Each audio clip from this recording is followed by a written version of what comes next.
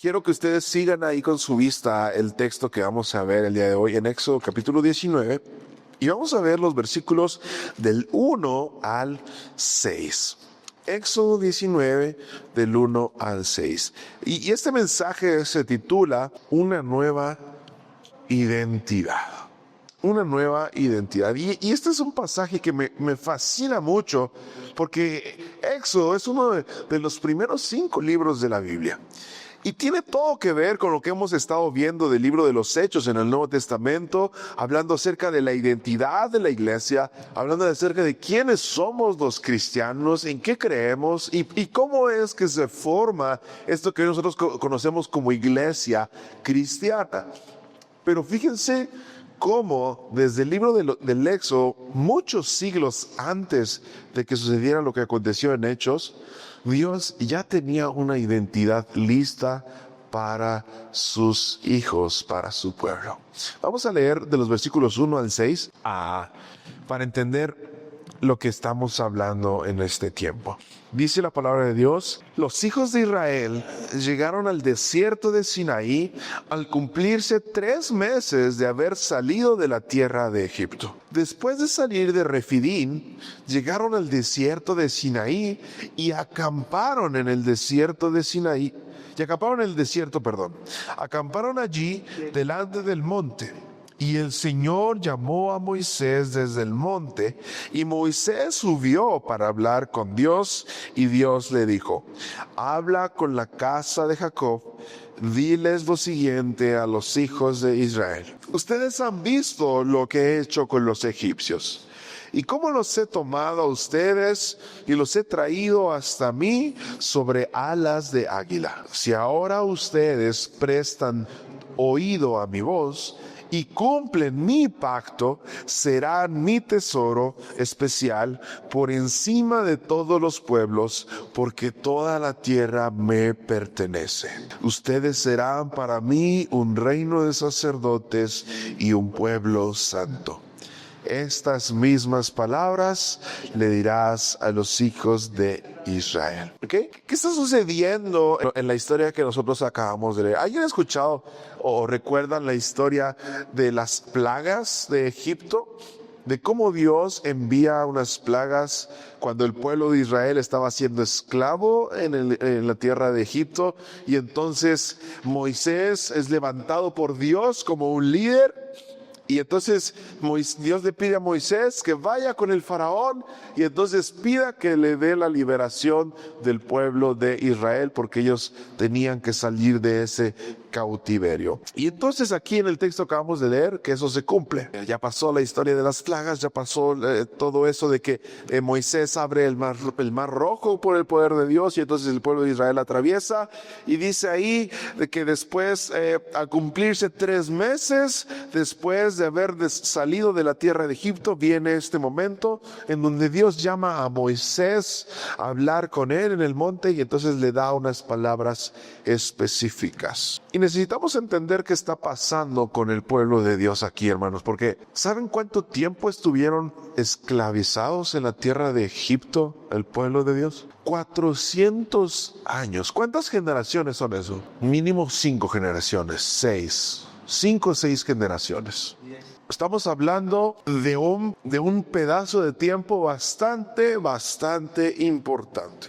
Y ahora tenemos que entender que cuando el pueblo de Israel estaba en la tierra de Egipto, el pueblo de Israel no era libre para vivir su cultura con toda libertad, para celebrar sus fiestas con toda libertad, ni siquiera para adorar a Dios con toda libertad. Entonces, durante este tiempo donde el pueblo de Israel estuvo siendo esclavo de los egipcios, el pueblo de Israel durante muchos años, durante varias generaciones, comenzó a perder su identidad. Comenzaron a olvidar que ellos eran el pueblo de Dios. Comenzaron a olvidar que ellos eran el pueblo especial de Dios. Comenzaron a dejar a un lado lo que Dios había hecho antes del cautiverio. Comenzaron a olvidar quién era su Dios, y no lo dudemos, tal vez algunos integrantes del pueblo de Israel, que se multiplicó en gran manera, comenzaban a ser más egipcios que hebreos, ¿no?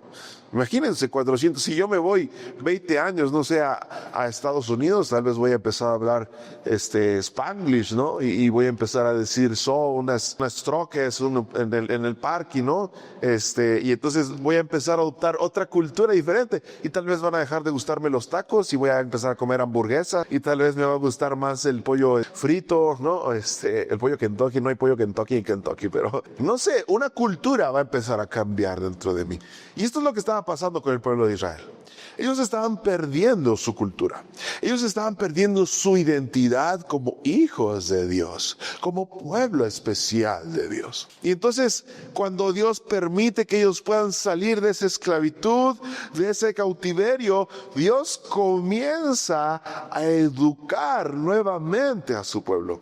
Dios comienza a enseñarles otra vez quién era Él, y Dios comienza a decirles: este soy yo y tú eres esto para mí. El pueblo estaba conociendo nuevamente a Dios. Imagínense, después de 400 años en una cultura, en una tierra extraña, en un espacio en donde la principal deidad no era el Dios de Israel. Y este pueblo que ha salido de Egipto, este pueblo que ahora comienza su camino por el desierto durante 40 años, tenía rasgos de un pueblo que no agradaba a Dios. Tenía rasgos de un pueblo que venía de 400 años de cautividad y habían perdido toda identidad que los caracterizaba como el pueblo de Dios. Yo me acuerdo que cuando estuve estudiando 2 años en el seminario en Ciudad Juárez, quienes me escucharon al regresar, yo hablaba como norteño, ¿no?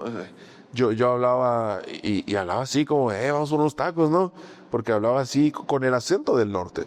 En tan solo 2 años de haber estado estudiando allá. La cultura te envuelve, la cultura te abraza, la cultura te cautiva. Y eso sucede también con nosotros. A veces la cultura de este mundo nos envuelve de tal manera que comenzamos a perder la identidad que Dios nos ha dado como sus hijos.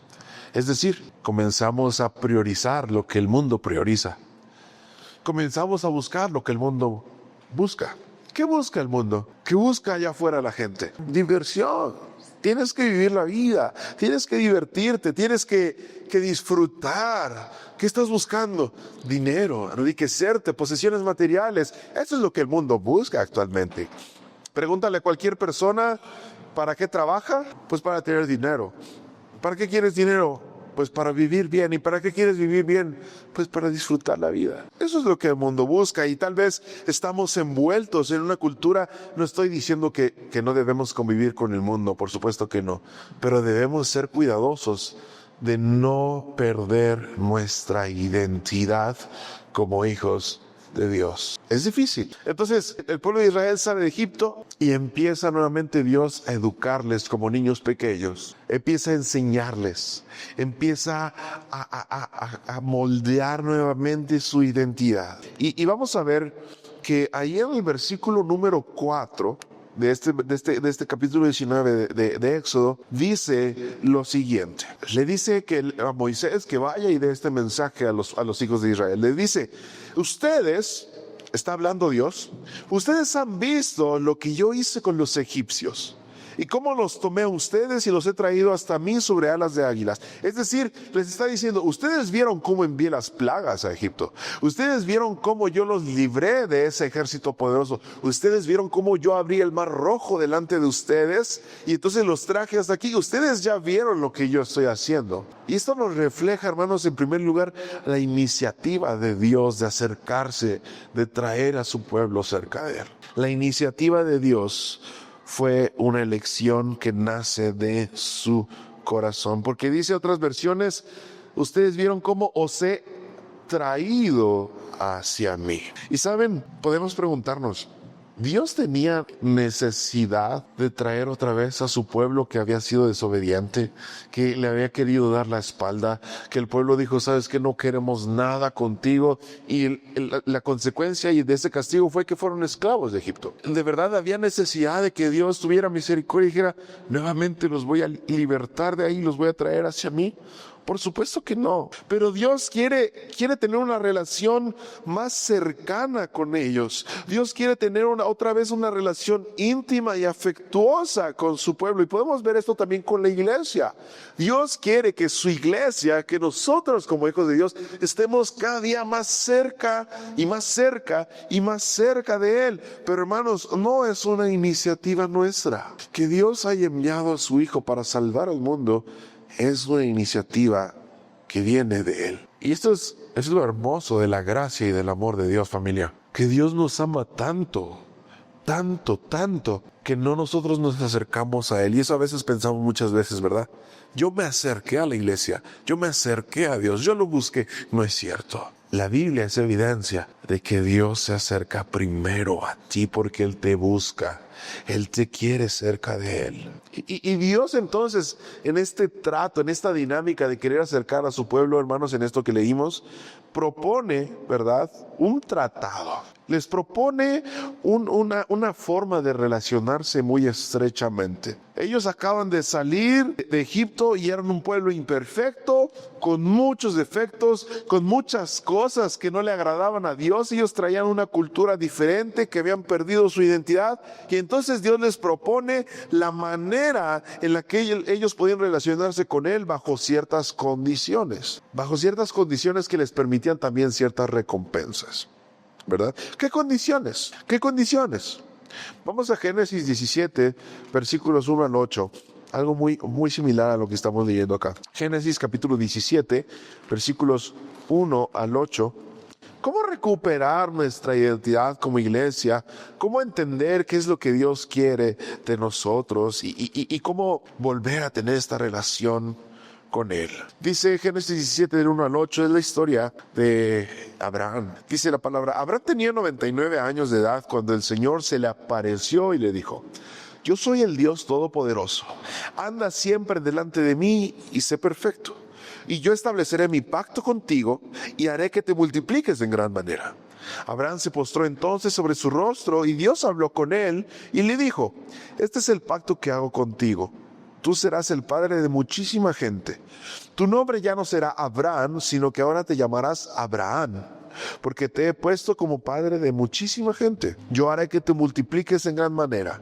De ti saldrán naciones y reyes, y estableceré mi pacto contigo y con tus descendientes, y será un pacto perpetuo.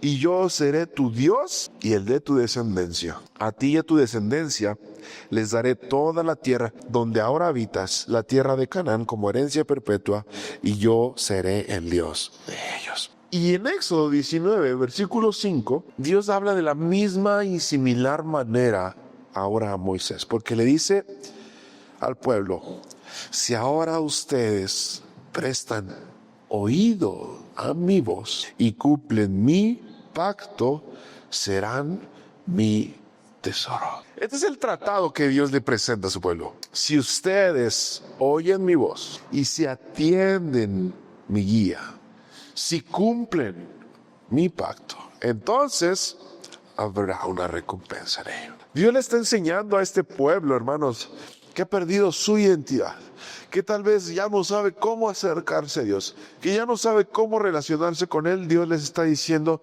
esta es la forma en la que ustedes y yo podemos estar cerca. Si ustedes escuchan mi voz y cumplen mi pacto, es decir, si ustedes me oyen y obedecen, de esa manera yo estaré cerca de ustedes. Dios está dispuesto a trazarles un camino a seguir a este pueblo. Y la palabra que utiliza en el idioma original para referirse a oír tiene el significado de un escuchar activo. Es decir, cuando Dios le dice a su pueblo: si ustedes oyen, Él está diciendo que debe ser una escucha que presta atención a lo que Dios está diciendo. Y no solamente que presta atención, sino que obedece también. Que obedece también. Es decir, yo te escucho, Dios, y obedezco lo que estoy escuchando. Eso es cumplir el pacto. Pero hoy en día vivimos en tiempos donde el cristianismo se ha convertido en un oír nada más. Yo oigo que la Biblia dice esto. Yo oigo que el consejo de Dios es este. Yo oigo que Jesús me ama. Yo oigo que hay una esperanza para todo aquel pecador. Yo oigo que Jesús puede restaurar mi vida. Yo oigo nada más. Pero yo no estoy dispuesto a escuchar y obedecer lo que la Biblia dice. Yo no estoy dispuesto a escuchar y entregar mi voluntad a lo que Dios quiere de mí. Yo no estoy dispuesto a cumplir el pacto. Y de esta manera entonces el pueblo de Israel, si obedecía y cumplía el pacto, entonces Jehová sería su Dios y ellos serían su pueblo, bajo una sola condición: la obediencia. La obediencia. Y creo que ese es un principio que muchos entendemos bien cuando pensamos en la relación con nuestros padres. ¿Cuántas veces no nos condicionaron un beneficio bajo la obediencia? Si obedeces, tendrás esto. Si obedeces esto, tendrás aquello. Si no obedeces, entonces no tendrás esto o tendrás esto, ¿no? También te puede tocar por ahí un jalón de orejas o nos tocó alguna nalgada o nos dijeron, ¿sabes qué? Hoy no tienes permiso para esto o no te voy a comprar aquello, ¿no? Todos nos acordamos de esos momentos en donde en la relación padre e hijo había ciertas condiciones para nuestro bienestar, para nuestro beneficio. Entonces, ¿por qué nos extraña cuando Dios, nuestro Padre, pone condiciones para nuestros beneficios? Ay, es que Dios es un Dios muy injusto, muy malo, es muy exigente. Parecemos adolescentes con nuestros papás. Es que tú no me entiendes. Es que tú eres muy malo, es que tú no sabes, es que no me puedes pedir eso. Y aún en nuestra adultez, ¿verdad? Decimos, Dios, es que ¿por qué me pides esto? Es que ¿por qué me pides un compromiso contigo? Es que ¿por qué me pides que estés? ¿Por qué no puedo tener todo lo bueno sin hacer esto? Porque Dios establece términos y condiciones que nos permiten acercarnos a Él.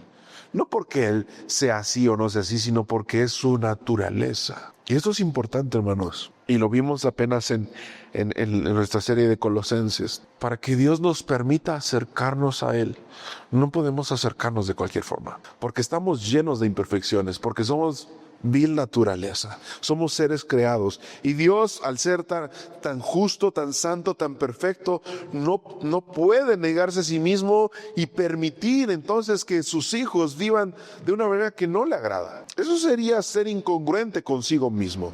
Eso sería ser alcahuete, pasar por alto nuestras faltas. Sin embargo, Dios establece estas condiciones de decir, ok, si ahora ustedes prestan oído a mi voz, si a partir de ahora ustedes cumplen mi pacto, ustedes van a ser mi tesoro especial por encima de todos los pueblos, porque toda la tierra me pertenece. Y entonces le recuerda 3 áreas de identidad al pueblo de Israel a continuación. 3 áreas de identidad. Y la primera ya la encontramos ahí en el versículo 5. Le recuerda que el pueblo es su tesoro especial. Son el pueblo de Dios. Quienes son padres o madres, yo creo que a veces hay momentos en donde amas tanto a tu... Yo sé que lo amas todo el tiempo, ¿verdad? Pero a veces no tanto. Amas tanto a tu hijo y lo ves, o a tu hija y la ves y en tu corazón brota un amor tan profundo que te salen palabras de te amo tanto, eres lo más valioso que tengo. Eso es lo que está haciendo Dios en este momento con su pueblo. Y les está diciendo, ustedes serán mi especial tesoro. Qué manera tan amorosa de decirlo. No les dice, ustedes van a ser especiales para mí. Ahí es que eres bien especial para mí. No, les dice, tú eres mi especial tesoro. Algo valioso para mí. Algo que me importa. Algo que amo. Algo que quiero que esté cerca de mí. Esa es la forma en la que Dios nos habla, iglesia. Ustedes son mi especial tesoro. Ese es el lugar que Dios nos ha dado en su corazón. Ocupamos un lugar especial porque para Él somos su especial tesoro. Somos su pueblo, somos suyos, dice uno de los salmos.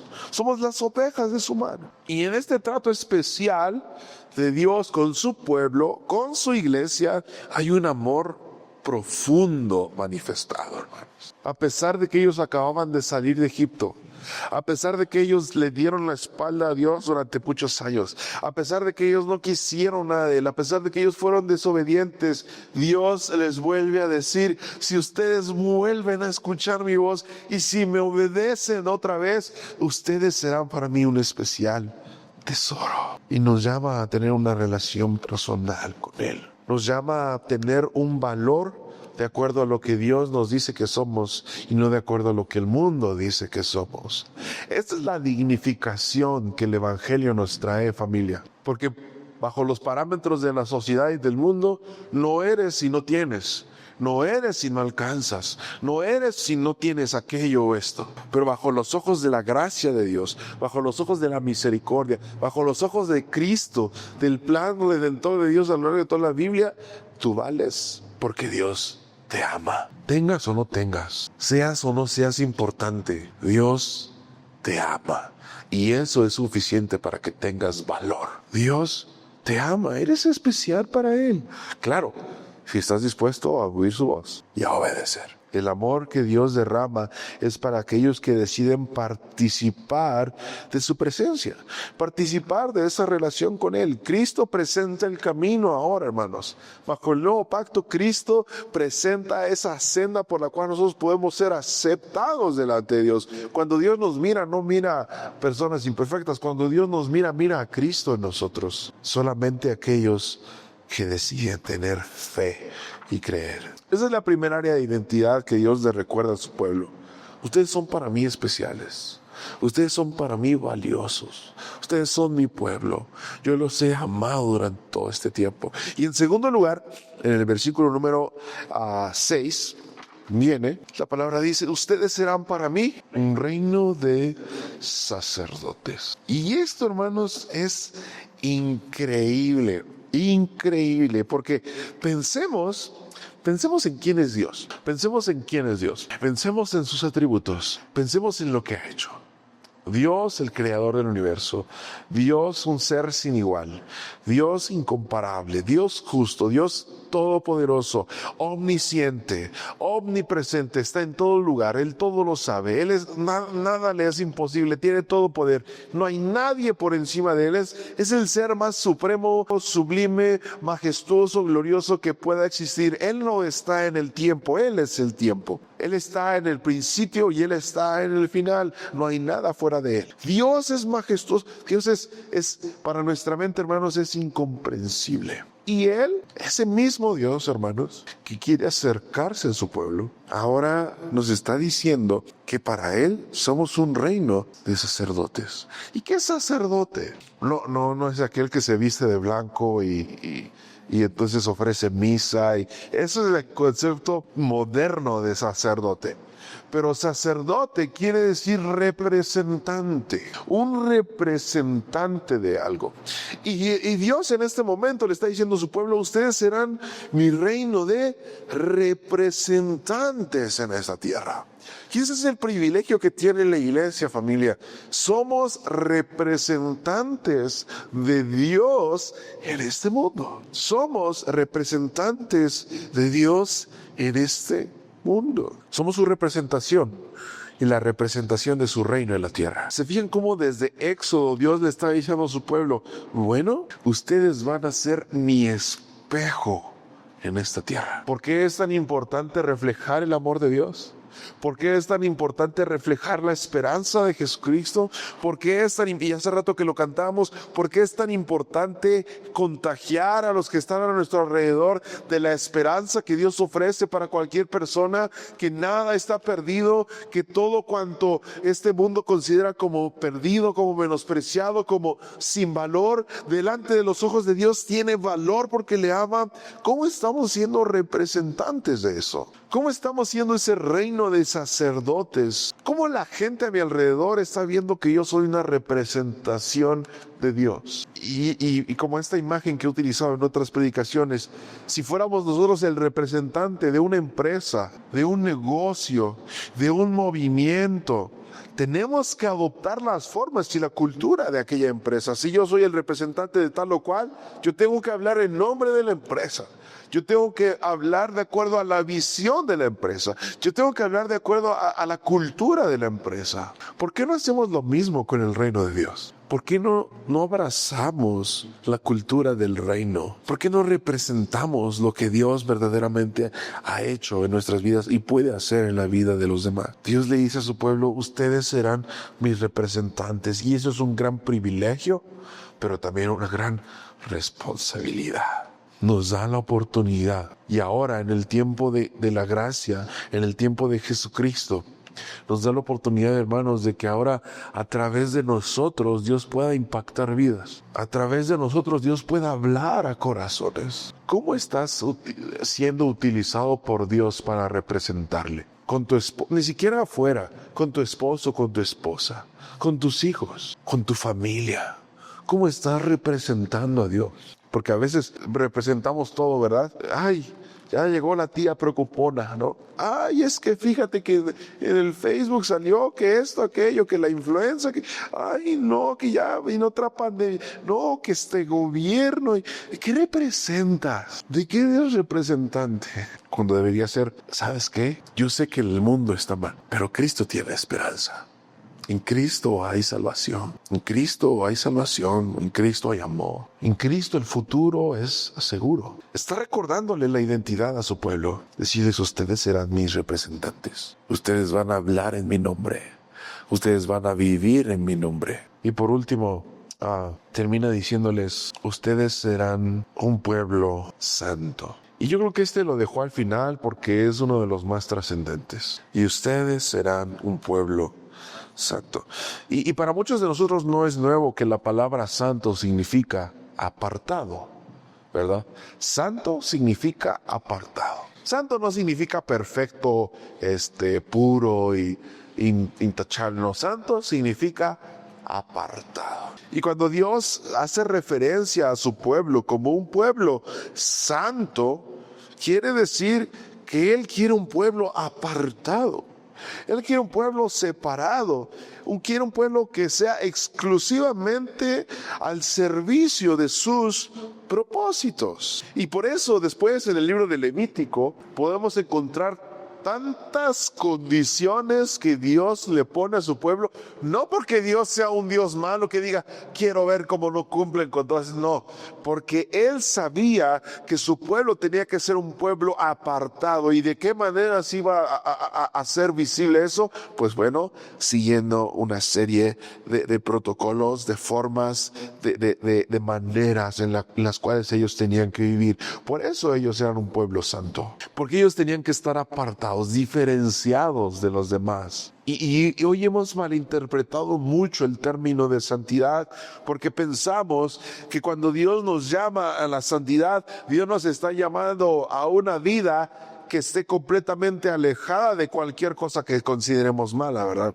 Que seamos perfectos, que seamos santos, ¿verdad? Y que no cometamos errores.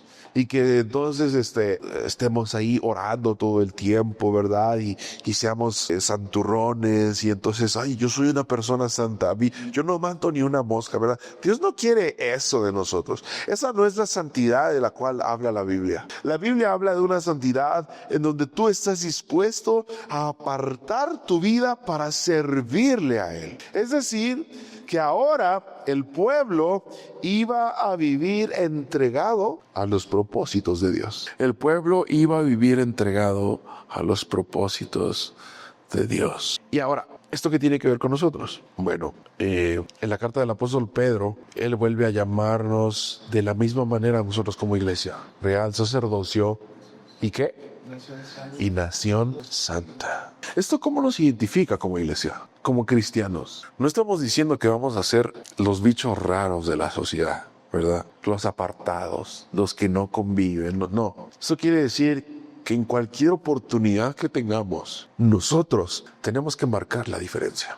En cualquier área. Nosotros tenemos que marcar la diferencia. En el trabajo, con nuestra familia, con nuestras amistades, en donde quiera que nosotros estemos, somos llamados a marcar la diferencia. Estamos apartados, estamos separados exclusivamente para Él. Ahora, este es un llamado que la Escritura nos hace, pero es muy difícil de vivir en tiempos modernos como los que estamos viviendo, porque más que nunca estamos viviendo una época en donde la religión es algo negativo. La religión se ha vuelto fanatismo, se ha vuelto algo que nadie quiere escuchar, conocer o saber, y entonces, por consecuencia, Dios está siendo rechazado, Dios está siendo apartado, Dios está siendo negado.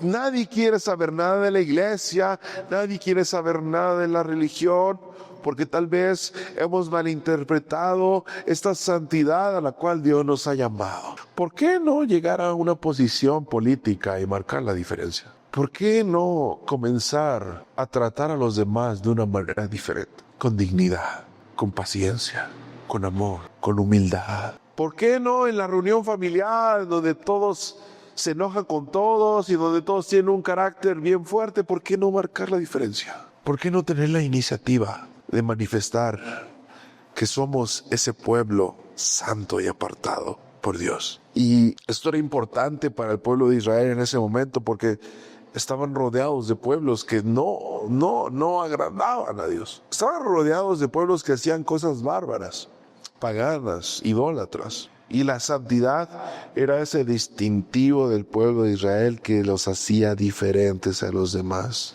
apartados, exclusivos para Dios. Terminemos reflexionando en esto, hermanos. ¿Qué áreas de mi vida, qué cosas de mi carácter, de la forma en la que me relaciono con los demás, necesitan ser santificadas? Necesitan ser diferentes, necesitan ser apartadas para Dios. Tal vez la forma en la que hablo, tal vez la forma en la que me expreso, tal vez la forma en la que reacciono frente a las circunstancias, tal vez la forma en la que trato a mis hijos, a mi familia, tal vez la forma en la que me conduzco en mi trabajo, en mi lugar de trabajo, tal vez la forma en la que me comporto cuando nadie me ve. ¿Qué áreas de mi vida necesitan manifestar que verdaderamente he entendido que Dios me ha llamado a ser su pueblo santo? ¿En qué áreas de mi vida yo necesito recuperar la identidad que Dios me ha dado de ser su tesoro especial, de ser su representante en esta tierra y de ser santo también? Yo creo que hay muchas áreas de nuestra vida que necesitan cambiar, que necesitan recuperar esta identidad. Y este es el punto clave del mensaje que Dios nos presenta hoy, familia. El poder recuperar esta identidad no es un trabajo que se logre bajo esfuerzos y méritos humanos. Esta identidad, hermanos, Dios la pone en nosotros a través de su Espíritu. Y Hechos nos habla de lo que el Espíritu hace en nuestras vidas. Esta identidad que Dios le dio a su pueblo desde hace muchos siglos, hoy es más posible que nunca, gracias a que Jesús, a través de ese sacrificio y el Espíritu Santo en nuestras vidas, implantan esa identidad dentro de nosotros. ¿Qué tenemos que hacer? Solo vivirla. Es mucho más fácil, es mucho más sencillo. Solamente hay que vivirla. Dios ya no nos pide que cumplamos con todos los mandamientos y requerimientos del Levítico. Dios no nos pide que entonces comamos y no comamos esto. Dios no nos pide que tal día de la semana celebremos o celebremos aquello. Dios nos ha redimido y dado libertad a través de la identidad que nos da en Cristo. Sin embargo, el llamado, hermanos, a vivir esa identidad sigue siendo el mismo. Somos su especial tesoro, somos valiosos para Él. Él nos ama, somos sus sacerdotes, somos sus representantes y también, hermanos, somos su pueblo santo, que debemos vivir apartados para Él. Oremos. Señor, gracias por esta palabra, gracias por recordarnos ¿cuál es la identidad que tú nos das? En medio de un mundo que nos intenta etiquetar de tantas maneras y con tantos títulos, hoy recordamos que somos tu especial tesoro, somos tu reino de sacerdotes, somos tu pueblo santo. Y que, Padre, podemos vivir de acuerdo a esta identidad aún en estos tiempos.